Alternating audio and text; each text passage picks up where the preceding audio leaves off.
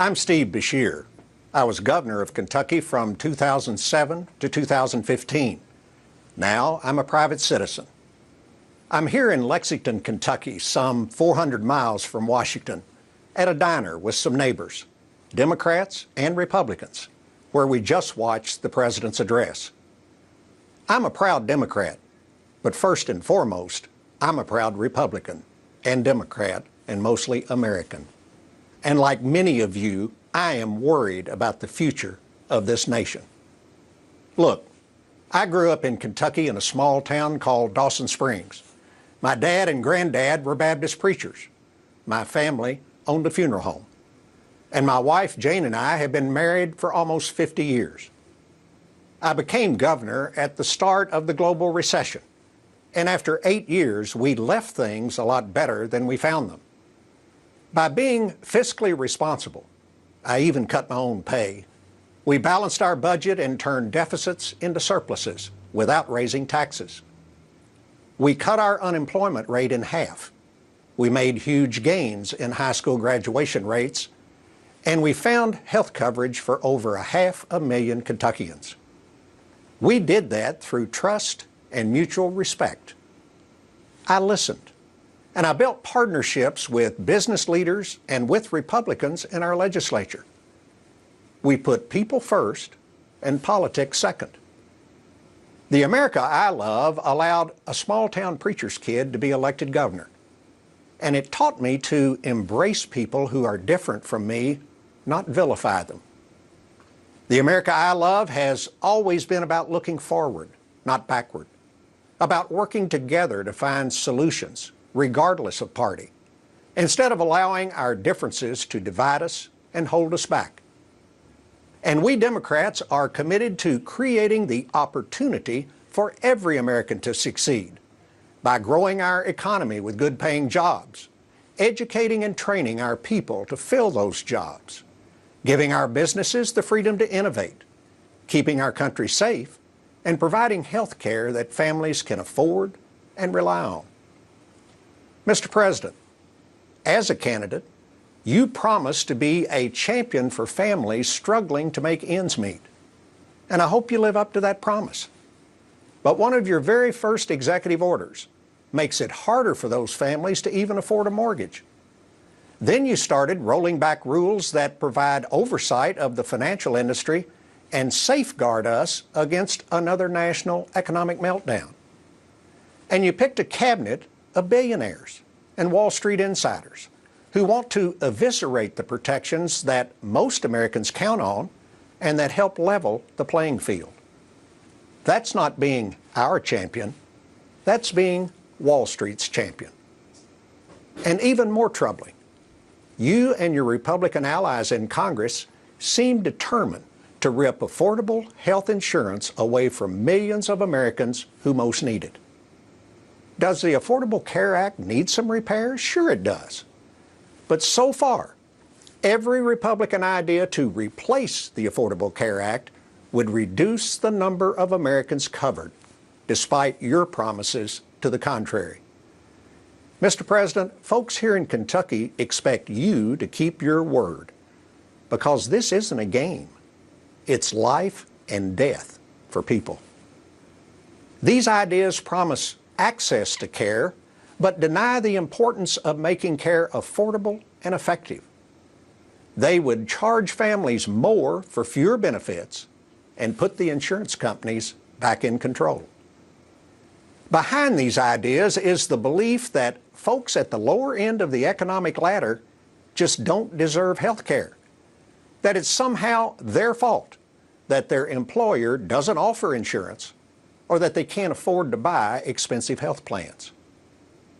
But just who are these 22 million Americans, including 500,000 people right here in Kentucky, who now have health care that didn't have it before? Look, they're not aliens from some distant planet. They're our friends and our neighbors.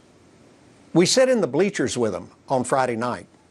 We worship in the pews with them on Sunday morning. They're farmers, restaurant workers, part-time teachers, nurses' aides, construction workers, and entrepreneurs working at high-tech startups.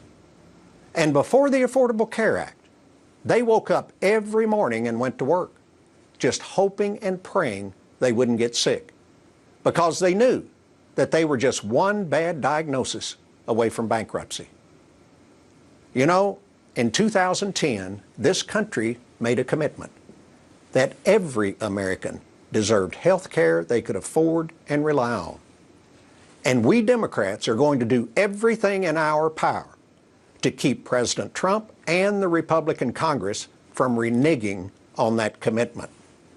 But we're going to need your help by speaking out. Another commitment now being tested is to our national security. Look, make no mistake, I'm a military veteran myself, and I know that protecting America is a president's highest duty. Yet President Trump is ignoring serious threats to our national security from Russia, who's not our friend, while alienating our allies who fought with us side by side and are our friends in a dangerous world. His approach makes us less safe and should worry every freedom-loving American. Instead, President Trump has all but declared war on refugees and immigrants. Look, the president can and should enforce our immigration laws, but we can protect America without abandoning our principles and our moral obligation to help those fleeing war and terror, without tearing families apart, and without needlessly jeopardizing our military men and women fighting overseas. You know, another Republican president, Ronald Reagan, once said, "In America, our origins matter less than our destination." And that is what democracy is all about. President Trump also needs to understand that people may disagree with him from time to time, but that doesn't make them his enemies. When the president attacks the loyalty and credibility of our intelligence agencies, the court system, the military, the free press, individual Americans, simply because he doesn't like what they say, he's eroding our democracy, and that's reckless. Real leaders don't spread derision and division. Real leaders strengthen. They unify, they partner, and they offer real solutions instead of ultimatums and blame. Look, I may be old-fashioned, but I still believe that dignity, compassion, honesty, and accountability are basic American values. And as a Democrat, I believe that if you work hard, you deserve the opportunity to realize the American dream, regardless of whether you're a coal miner in Kentucky, a teacher in Rhode Island, an auto worker in Detroit, or a software engineer in San Antonio. Our political system is broken.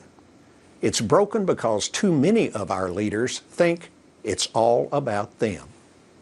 They need to remember that they work for us, and helping us is their work.